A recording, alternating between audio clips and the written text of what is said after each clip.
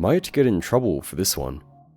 This is a special kind of figure that both looks good on its own and caters to a very specific niche in the market, if you get her accessory pack. Nana Cow is a 1/12 action figure by Bishoucraft, and also their very first figure. They do have some others planned though, so in this unboxing, showcase and review, let's see if Bishoucraft figures are worth it. We're going to check out the accessory pack of course, and put her side by side with some other cowgirls. Here is everything out of the box. Instructions are pretty basic. There's some extra parts here. A magnet, which is nice, I guess. Bottom tray has some stand stuff. And the top tray has the figure and other things. Out of the box, and first impressions of the figure are that she looks very nice. Face looking very well done. Nice and neat printing there. No movable eyes, but still looks very good actually. Hair is sculpted nicely. There is a tiny bit of shading and a gradient towards the tips of the hair. Cowgirl bits are well done as well. Little look from the back there, very nice. Details on the collar and outfit, if you want to call it that. They look good, but they're not super neat or anything. Although, you know, if you have her like this far away, you probably won't notice it anyway, so on your shelf, she will look completely fine. In terms of clothing, she's not wearing much, is she? Everything does look nice together though, so no complaints there. No complaints at all. Little detailed look-see at the front. Here are the legs. And tail. So it is soft plastic, but you won't be able to bend it or anything. Tummy sculpting is quite nicely done. And speaking of tummy, we'll take a look at that one later. Aesthetics, very nice, but there are a few issues. Firstly, her twin tails, I do believe they are meant to move. This one just kind of pops off, although I think I can just tighten that up. You'll see that the joint does go up and down, but this one doesn't really want to budge and I don't really want to force it.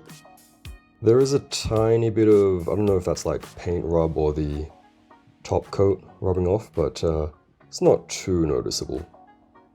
I don't know if it's a QC thing, but her arms don't seem to be able to straighten up fully.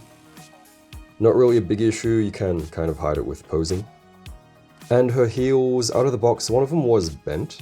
Although after having her out for a bit, it kind of fixed itself, so I guess that's not really an issue. Do note that they are a little bit soft, so she will kind of have a hard time standing. Other than that, this arm is a little bit loose. I did also accidentally pull the arm out, so that is what it looks like. Everything else, super solid. Being the first figure of a new brand, pretty impressed actually. Oh, and we'll do a little comparison of these two later. For accessories, she's got a stand base, arm and claw. For hands, it actually looks like she has a lot more than what the promo shots showed. There are some in the pack thing, and there are some in the box. However, what you'll find is that they're mostly duplicated. All the ones on the left are the same. There are spare wrist and ankle joints, and the ones on the right are different. But anyway, options and spares are nice. By default, she's got relaxed open hands, closed fists but not quite punching hands, peace or V-sign hands, and kind of grabby holdy hands. And here's the extra pair of hands. Upon closer inspection, the hands in the pack might actually be better sculpted. Can you tell the difference? Seems they're a bit larger as well. For faces, she has 2 total. Default, just a neutral kind of face. Looking very nice. Second face, whatever you want to call this one, also looks good. Although seems to be a little bit of QC on her tongue there. Not quite sure if it's broken or it's just the paint which is chipped. Can't really notice it from afar though. Do also be careful of the neck joint because it is very thin. And of course she has a milk bottle because what's a cowgirl without some milk?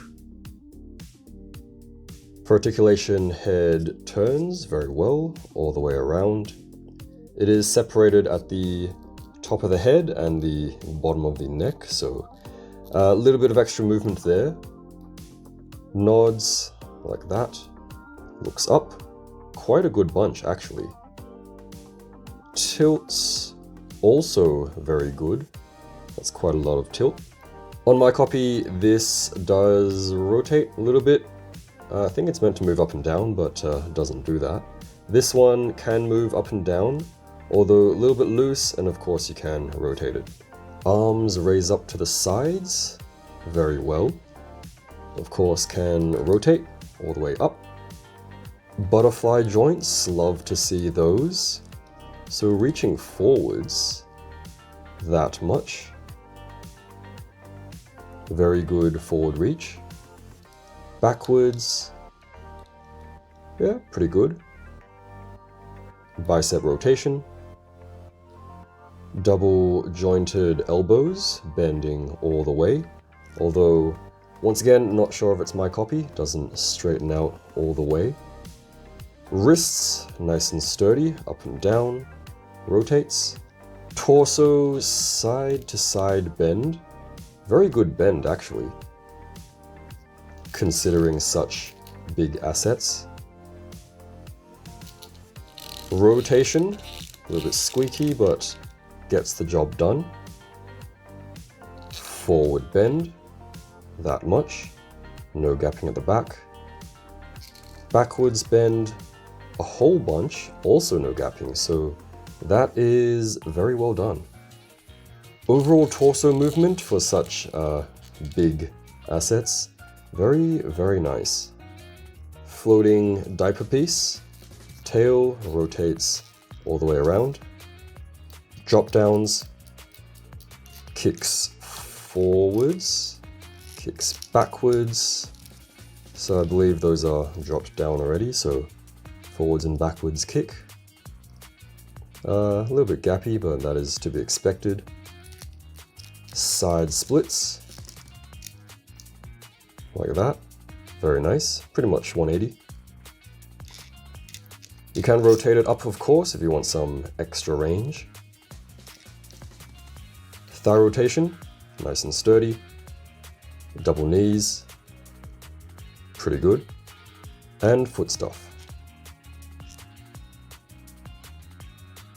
Just be careful of the heel. All things considered, articulation is actually really good. Okay, here is the accessory pack. There's actually no hints for what's inside, and for good reason, I guess. This is what we have inside.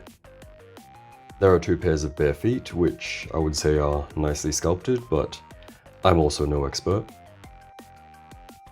There is an extra face sculpt, of course, which, I don't know, don't ask me, I'm not too familiar with what's going on here, to be honest.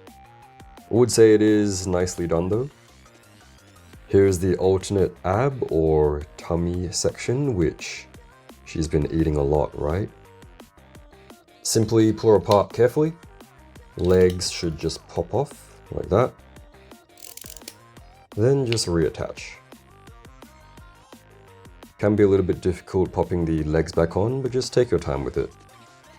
You know, it's funny because for such an interesting and seemingly exaggerated sculpt, I would actually say it's not too crazy. Just a good bit of fun.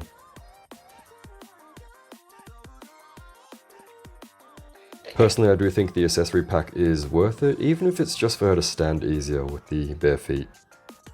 What do you think? Bishoucraft's Nana Cow and Black Candy's Milky White do have a very similar aesthetic. Very similar sculpt too.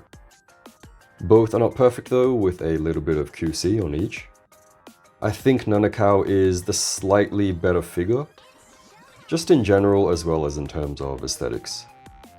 For height, Nana Cow is just about 6 1/4 inch or 16 centimeters. Overall, I think Bishoucraft's first 1/12 action figure is pretty solid in terms of sculpt and details. Articulation too. There is of course some room for improvement, and hopefully they can sort out their joint tolerances and some minor quality control here and there. Definitely worth keeping an eye on their figures. If you're looking to grab Nana Cow or some other figures, I will have some affiliate links down below. Do check out my socials at NoGoodFigures, and do let me know your thoughts on Nana Cow and her accessory pack. Thanks for watching, and I'll see you again next time.